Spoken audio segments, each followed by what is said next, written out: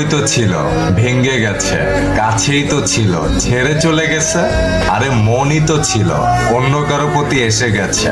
প্রথমে আমি অচেনা ছিলাম, তারপর প্রিয়জন হলাম, আবার অচেনা হয়ে গেলাম। আরে মানুষই তো বদলে গেছে।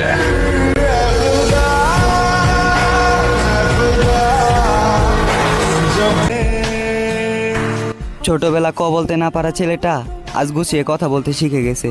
ছোটবেলা হাঁটতে না পারা ছেলেটা আজ দৌড়াতে শিখে গেছে।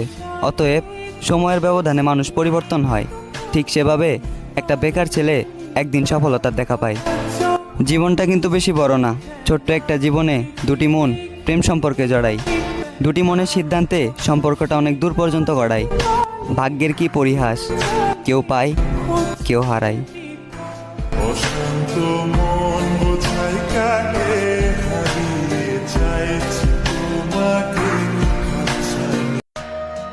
যদি তোমাকে পাওয়ার আশাটাই ছেড়ে দেই, তাহলে আর তোমাকে ভালোবাসলামটা কই?